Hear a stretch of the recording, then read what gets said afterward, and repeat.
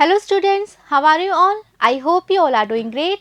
I am Neha Rajvanshi and I welcome you all in our today's class, that is English class of class 10th. So students, we were reading with our 4th chapter from the book First Flight. The name of the chapter is From the Diary of Anne Frank. Okay, so in the previous videos we have started reading with this chapter, and in this video we will be completed reading with this chapter. So let's begin.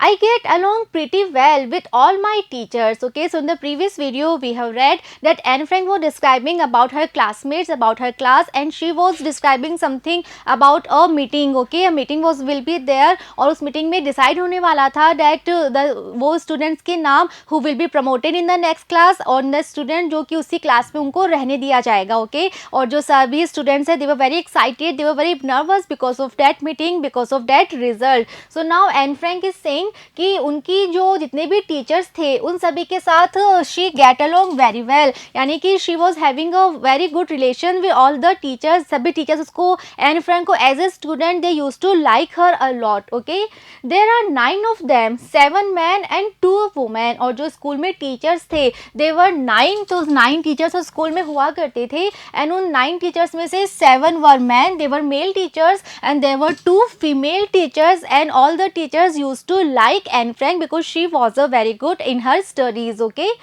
Mr. Keesing, the old foggy who teaches maths, was annoyed with me for ages because I talked so much. So all the teacher used to like Anne Frank as a student, but there was one teacher, he was Mr. Keesing, and he used to teach maths. Okay, और Anne Frank उनको कैसे describe कर रही है? She is saying that he was one old foggy teacher. What is foggy? Foggy means someone who is old fashioned, or we can say someone who is something conservative. Okay, so उनके एक maths के teacher थे mister Keesing जो कि थोड़े से old fashion थे, and she used to teach maths. और वो जो थे he was very annoyed with Anne Frank. Annoyed means angry. So वो एन फ्रैंक तो थोड़े से एंग्री रहा करते थे फॉर एजेस, बहुत टाइम से. And what was the reason? Because I talked so much, because Anne Frank used to talk so much in her classes. That was the reason. जो उनके मैथ्स टीचर थे mister Keesing, he used to be very angry with Anne Frank. Okay, after several warnings he assign me extra homework. So उन्होंने पहले Anne Frank को बहुत सारी warnings दी class में not to talk that much, but Anne Frank जो थी उन्होंने नहीं सुना. She was not listening and she was talking very much in the class. That was the reason. जो इनके मैथ्स टीचर थे उन्होंने as a punishment Anne Frank को एक्स्ट्रा होमवर्क दिया. वो तो उन्होंने एक्स्ट्रा होमवर्क असाइन किया एन फ्रैंक को. एंड ऐसे on the subject a chatterbox. And what was the homework? This was an essay. She has to write an essay. And what was the subject? A chatterbox. Okay, so what is the chatterbox? Chatterbox हम उसे कहते हैं जो कि बहुत ज़्यादा बातें करता है. So chatterbox is one another name for a talkative person. Okay, so जो बहुत ज़्यादा बातें करता है उसे हम कहते हैं chatterbox. और यही रीज़न था कि Anne Frank was very much talkative, इसीलिए मिस्टर कीजिंग उससे बहुत ज़्यादा नाराज़ रहा करते थे. So उन्होंने एज अ पनिशमेंट उन्होंने ही gave one essay to write to Anne Frank, and the subject, the title of the essay was a chatterbox. Okay, so उन्होंने ये टॉपिक दिया था कि एन फ्रैंक को पता चले कि किस इतना ज़्यादा टॉकेटिव होना क्लास में अच्छा नहीं होता. जब वो ऐसे लिखेगी तो लिखते टाइम उसको खुद को समझ में आ जाएगा. यही रीज़न था कि उन्होंने इस सब्जेक्ट पे ऐसे लिखने को दिया as a punishment. A chatterbox, what can you write about that? So when Mr. Keesing gave this assignment, he gave this homework, so Anne Frank was thinking that this subject is very unique. Okay, a chatterbox, so we don't have very much material to write about this subject. So वो कह रही हैं कि इस subject के बारे में आप क्या लिख सकते हो. chatterbox एक ऐसा टॉपिक है जिसके बारे में आप ज़्यादा कुछ नहीं लिख सकते. I would worry about that later, I decided. So जब मिस्टर कीजिंग ने असाइनमेंट दिया तो उस समय एन फ्रैंक को ज़्यादा समझ में नहीं आ रहा था कि इस टॉपिक पे मैं क्या लिखूंगी, क्या क्या इस टॉपिक पे मैं लिख सकती हूँ. सो उन्होंने डिसाइड किया कि मैं इसके बारे में बाद में सोचूंगी. I jotted down the title in my notebook, tucked in my bag, and try to keep quiet. तो उस समय उनको समझ में नहीं आ रहा था. She was not having any ideas that what to write under this title. So उन्होंने क्या किया? She just jotted down the title in my notebook. Okay, so one of her notebook में उन्होंने इस टाइटल को लिख लिया कि ओके मुझे इस टाइटल पे एक ऐसे लिखना है. और फिर उन्होंने वो नोटबुक अपने बैग में टक्ड कर ली, रख ली, and then she try to keep quiet in the class. Okay, That evening, after I had finished the rest of my homework, the note about the essay caught my eye. And later in the evening, when she was at home, she was doing her homework, she was completing her homework, and when she had completed the rest of her homework, then again ये जो note था कि उसको ये ऐसे लिखना है, ये note फिर से caught her eye, फिर से उसकी नज़रों के सामने आता है. एन फ्रैंक को अपना सारा होमवर्क कंप्लीट करने के बाद वो नोट दिखाई देता है that she has still one more assignment, one more homework she has to do. She has to write this essay with the title A Chatterbox. I began thinking about the subject while chewing the tip of my fountain pen. So अब वो Anne Frank को ऐसे लिखना ही था. So वो सोच रही है कि ऐसे में क्या लिख सकती हूँ, क्या क्या बातें मैं अपने ऐसे में इंक्लूड कर सकती हूँ. तो वो सोच रही थी एंड उनके हाथ में उनका फाउंटेन पेन था and she was chewing the tip of my fountain pen. Okay, so इस तरह हाथ में पेन रख के उस पेन के टिप को वो अपने मुंह में रख के च्यू कर रही थी और सोच रही थी कि इस ऐसे में what should I right. Okay, anyone could ramble on and leave big spaces between the words, but the trick was to come up with convincing arguments to prove the necessity of talking. So वो उनको समझ नहीं आ रहा था मैं क्या लिखूँ इस टॉपिक पे, इस ऐसे में मैं क्या क्या लिख सकती हूँ. फिर उनको एक आइडिया आता है, एक ऐसा आइडिया जो कि एज ए स्टूडेंट्स आप सबको भी पता होगा कि कोई ऐसा टॉपिक अगर हमारे सामने आ जाता है जिसके बारे में हम श्योर नहीं है हमें क्या लिखना चाहिए, we are not having any particular idea about that subject. So generally students क्या करते हैं, वो they started ramble on. What is ramble on? Ramble on means talk aimlessly for long. Okay, यानी कि अगर एक क्वेश्चन हमें दे दिया और हमें उस क्वेश्चन का एक आंसर देना है और हमें बिल्कुल आइडिया ही नहीं है क्वेश्चन के बारे में, लेकिन हमें लिखना है कुछ भी, तो हम एमलेसली कुछ भी लिखते रहते हैं जो भले उस सब्जेक्ट से रिलेटेड हो या ना हो. और हम क्या करते हैं, we leave big spaces between the words. अपने ऐसे को, अपने आंसर को बड़ा दिखाने के लिए बिटवीन द वर्ड्स बहुत ज़्यादा स्पेस हम छोड़ते हैं. सो एक जनरल ट्रिक्स हैं जो कि सभी स्टूडेंट्स जो है वो फॉलो करते हैं, अपनी स्टूडेंट लाइफ में किया करते हैं. तो एक बार एन फ्रैंक के माइंड में ये भी आया कि मैं ऐसे भी कर सकती हूँ, मैं ऐसे में चाहे कुछ भी लिख दूँ और बहुत ज़्यादा वर्ड्स के बीच में स्पेस छोड़ दूँगी तो मुझे मेरा ऐसे बड़ा भी दिखेगा और कंप्लीट भी जल्दी हो जाएगा. But the trick was, but Anne Frank ऐसा नहीं करना चाहती थी. Because what was there in her mind, because she was thinking that अगर मुझे असाइनमेंट मिला है, मुझे ये होमवर्क मिला है चैटर बॉक्स पे एक ऐसे लिखने का, सो ये ऐसे मैं इस तरह से लिखूं ताकि मैं कुछ कन्विंसिंग आर्ग्यूमेंट्स दे सकूं. What is convincing? Convincing means to make someone to believe. जब हम किसी को किसी बात के लिए बिलीव कर देते हैं, किसी चीज़ के लिए एग्री कर देते हैं, दैट इज कॉल्ड कन्विंस. तो उन्होंने सोचा कि जब मुझे असाइनमेंट मिला है, so now this is my opportunity that I can write this message and I can write my own argument, some convincing argument जिनको पढ़ के जो टीचर है वो भी कन्विंस हो जाएं कि हाँ मैं चैटरबॉक्स नहीं हूँ, बातें करना तो एक नॉर्मल चीज़ है और बातें करनी ही चाहिए. सो उनको लगता है कि now this is my chance, this is my opportunity and I have to write some convincing arguments in my essay. Okay, ताकि वो प्रूव कर सके the necessity of talking. Okay, so वो अपने टीचर को प्रूव करना चाहती थी with the help of her essay कि जो टॉकेटिव होता है वो होना कोई गलत बात नहीं है. This is the necessity for a student. I thought and suddenly I had an idea. So she started thinking what should I write, what arguments can I use in my essay, and then she was having one idea that this is the idea, this will I write in my essay. I wrote the 3 pages Mr. Keesing had assigned me and was satisfied. So finally there was one idea in her mind. She started writing and she wrote almost 3 complete pages of the essay that Mr. Keesing had assigned her, and she was very much satisfied with her essay. She was very much satisfied with her writing. I argued that talking is a student's trait and that I would do my best to keep it under control, but that I would never be able to cure myself of the habit since my mother talked as much as I did, if not more. So अपने ऐसे में उन्होंने क्या क्या लिखा, क्या क्या convincing arguments थे that she used in her essay. So उन्होंने अपने ऐसे में खूब सारी बातें लिखते हुए एक तरह से आर्ग्यू किया, अपनी बात उन्होंने, अपना लॉजिक उन्होंने बताते हुए कहा कि बातें करना तो स्टूडेंट्स के लिए it's like a trait means characteristics और वी कैन से क्वालिटी. सो उन्होंने लिखा it is like a quality, it is like one of the characteristics of the student students life. और उन्होंने कहा कि ऐसा नहीं है कि मैं इस बात को कह के ये कह रही हूँ कि मैं तो ऐसे ही बातें करूँगी, I will keep on to talk like this only. उन्होंने साथ में ये भी लिखा कि I will do my best to keep this habit under control. उन्होंने ये बात भी लिखी कि I will do my best, मैं पूरी कोशिश करूँगी कि मैं अपनी इस हैबिट को थोड़ा सा कंट्रोल में रखूँ, जो मैं इतनी ज़्यादा टॉकेटिव है इसको मैं थोड़ा सा कंट्रोल में रखूँ।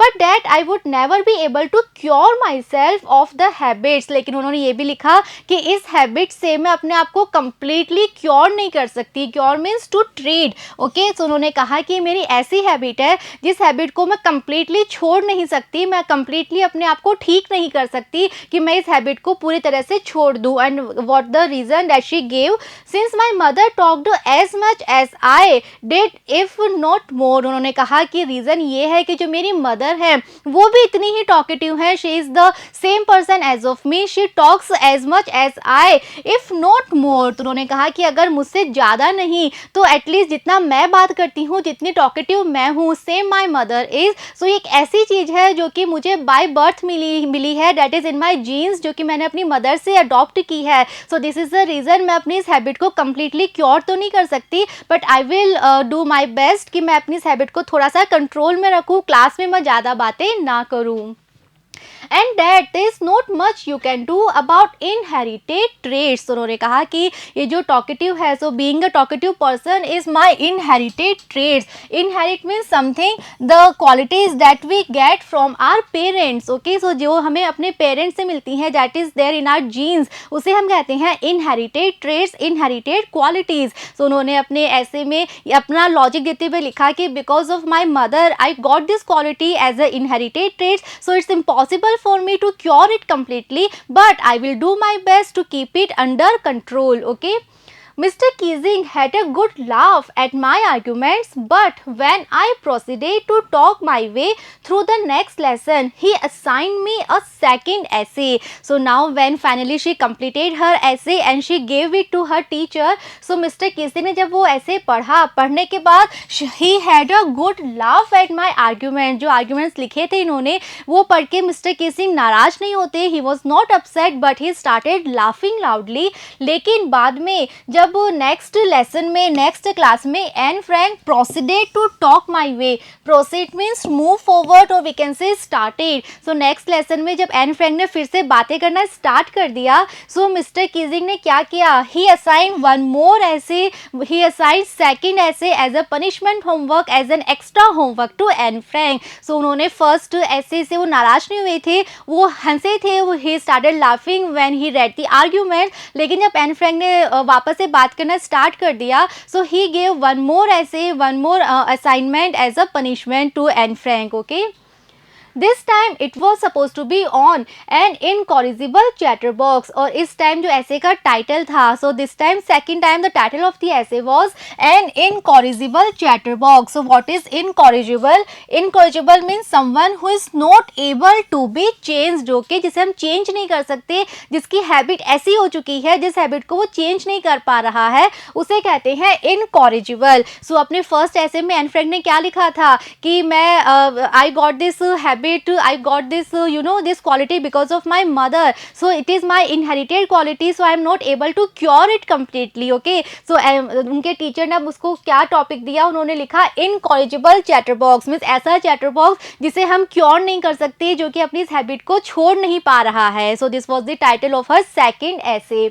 I handed it in and Mr. Keesing had nothing to complain about for 2 whole lessons. So this time also Anne Frank completed the assignment, she completed her extra homework. So उन्होंने completely बहुत अच्छी तरह से perfectly उन्होंने इस बार भी अपना ऐसे लिखा, और जब मिस्टर कीजिंग ने वो ऐसे पढ़ा तो उनको बिल्कुल भी कंप्लेन नहीं थी कि एन फ्रैंक ने अच्छा नहीं लिखा। This time also mister Keesing was very much satisfied with an Franks homework, और नेक्स्ट 2 पूरे होल क्लासेस तक उन्होंने एन फ्रैंक को नहीं रोका बात करने से, okay. So second time also Anne Frank was able to complete her homework in a perfect manner and her teacher was also satisfied.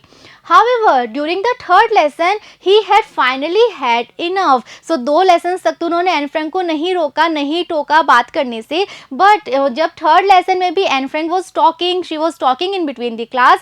So now अब जो मिस्टर कीजिंग थे, finally he had enough, finally he was completely fed up. अब उनको वापस से गुस्सा आ गया था कि एन फ्रैंक अभी भी कंटिन्यू क्लास में बातें करती जा रही हैं. Anne Frank, as punishment for talking in class, write an essay entitled Quack Quack Quack, said Mistress Chatterbox. So उनको इतना ज़्यादा गुस्सा आ जाता है एन फ्रैंक को देख के, who was talking continuously in the class, कि वो कहते हैं एन फ्रैंक तुम क्लास में जो कंटिन्यूसली बात कर रही हो, as a punishment you have to write one more essay, and now the title of this third essay would be Quack Quack Quack, said Mistress Chatterbox. So this was the title of her third essay, her third assignment. The class roared. ये सुनते ही the entire class started laughing loudly because it was a very funny title. So पूरी class में सभी बच्चे they started laughing. I had to laugh too. और ये सुन के N Frank को भी हंसी आ जाती है. She started laughing. Though I had nearly exhausted my ingenuity on the topic of chatterboxes. लेकिन अब जब उनको थर्ड ऐसे लिखना है, थर्ड टाइम उनको असाइनमेंट मिला है, चैटरबॉक्स पे कुछ लिखना है, सो वो कह रही हैं कि अब तक मेरे माइंड में जो जो आइडियाज़ थे कि चैटरबॉक्स के ऐसे में मैं क्या क्या लिख सकती हूँ, जो भी whatever idea she was having, she has used already because she has written 2 essays already. So उन्होंने 2 ऐसे पहले ही लिख दिए हैं. सो जितने भी उनके आइडियाज़ थे, इन जेन्युइनिटी मीन्स ओरिजिनलिटी, सो जितने भी उनके ओरिजिनल आइडियाज़ थे, उनकी जो ओरिजिनलिटी थी, that she has used already. So she was now not having any new ideas, any original ideas. Okay, so कह रही हैं कि अब मैं पूरी तरह से एग्जॉस्टेड हो चुकी थी, मेरी जो ओरिजिनलिटी थी that was I have used already. So अब उनके पास कोई ओरिजिनल आइडियाज़ नहीं थे कि चैटरबॉक्स के टॉपिक पे और मैं क्या लिख सकती हूँ. अब इस थर्ड ऐसे में what she will write, she was not having any original idea now. Okay, it was time to come up with something else, something original. So उनको लग रहा था कि जितना मुझे पता था वो सब मैं लिख चुकी हूँ, अब मेरे पास कुछ भी नहीं है लिखने के लिए. So what should I write, but it was there in her mind that this is the time that I have to write something else, something original.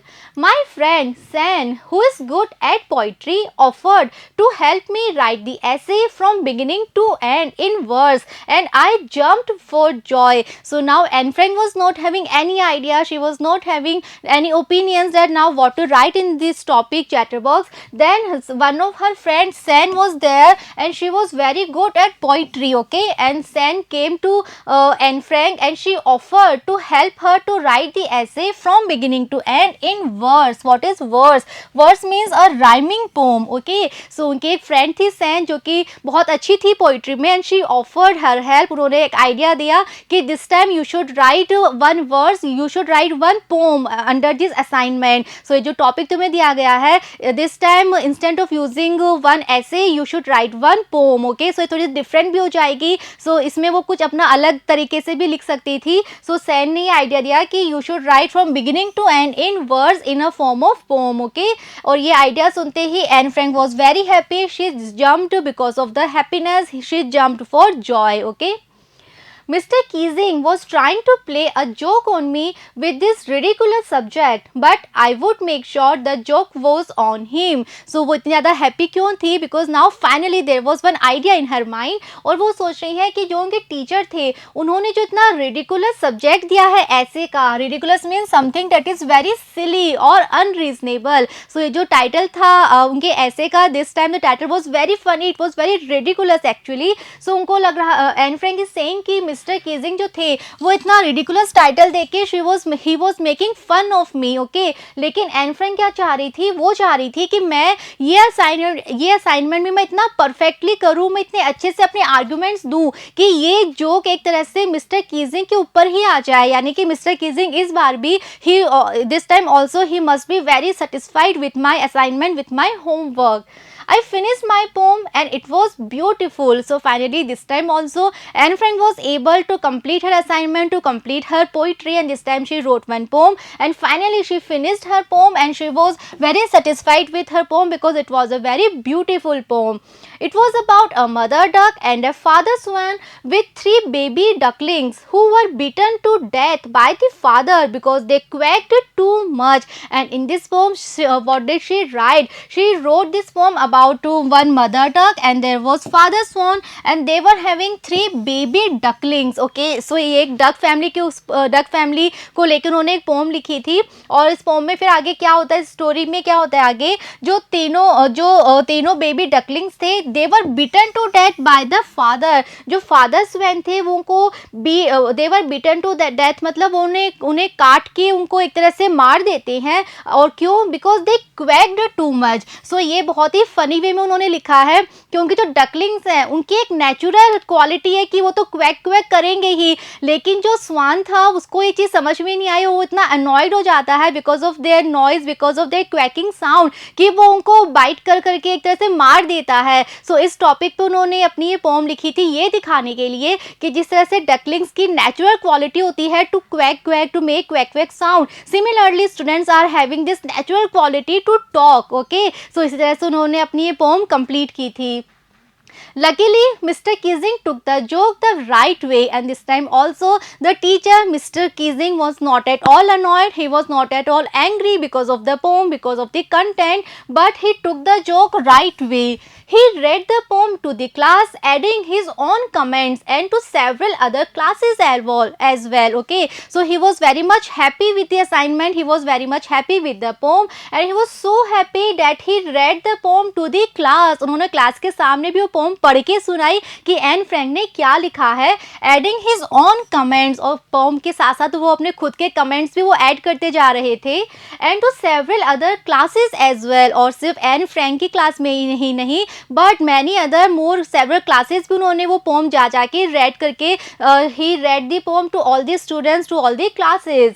Since then, I have been allowed to talk and haven't been assigned any extra homework. So now finally Anne Frank was successful. She was able to convince her teacher, Mr. Keesing, that to talk is a natural quality in all the students and students should be allowed to talk. Okay, so after this assignment, she was never ever asked to stop her talking. Okay, so उनसे कभी नहीं कहा गया कि वो class में बात ना करें. Now she was allowed to talk in the class and now she was assigned no more extra homework. So अब मिस्टर कीजिंग ने उसके बाद कोई और होमवर्क भी नहीं दिया and now finally he allowed Anne Frank to talk in his class. Okay. On the contrary, Mr. Keesing is always making jokes these days. और अब क्या चेंज, मिस्टर कीजिंग में एक चेंज आ गया था. अब वो जब उन्होंने इतने अच्छे ऐसे इतनी अच्छी पोम पढ़ी थी उसके बाद अब वो भी थोड़े से फ़नी हो गए थे और वो भी उन्होंने भी क्या स्टार्ट किया था, he started making jokes in the classes. Okay, so mister Keesing जो कि पहले काफ़ी ज़्यादा स्ट्रिक्ट टीचर थे, काफ़ी ज़्यादा मतलब क्लास में बहुत ही स्ट्रिक्टली रहा करते थे. Now after reading the pome, the funny poem and all the arguments from Anne Frank's essays and her poem, now he started making jokes in the classes. So this was the change in Mr. Keesing. Okay, so Mr. Keesing Anne Frank को change करना चाहते थे, उनकी जो talkative habit थी उसको change करना चाहते थे, लेकिन Anne Frank के आर्ग्यूमेंट्स की वजह से, because of her logics, because of her argument, Anne Frank changed this habit of Mr. Keesing that now he also started cracking jokes, he started making jokes in the class. Okay. Yours Anne, और last में जो Anne Frank है वो जो diary she was writing addressing to the Kitty, addressing to her diary, addressing to Kitty. So finally वो उसको end कर दी है और लास्ट में she is writing yours Anne, extracted from the diary of a young girl with slight adaptation. तो जो पूरा चैप्टर हमने यहाँ पढ़ा है, this entire chapter is extracted from the diary of a young girl. So we have read earlier that this was the title of the book. जो उनकी N Frank की डायरी थी वो इसी टाइटल से पब्लिश हुई थी, the diary of a young girl. तो इसी बुक से ये चैप्टर जो है दिस इज एक्सट्रैक्टेड, ये चैप्टर एक पार्ट है इस डायरी से, इस बुक से. ओके, विथ स्लाइट एडेप्टेशन, लेकिन इसमें थोड़े से, स्लाइट मीन्स लाइटली, सो थोड़े से चेंजेस किए गए हैं अदरवाइज ये जो कंप्लीट ऐसे है ये उसी डायरी का एक पार्ट है. Okay, so students we have completed the chapter here. I hope the chapter is very much clear to you all. In the next video we will see the comprehension part. We will solve the questions. So see you in the next video. Thank you.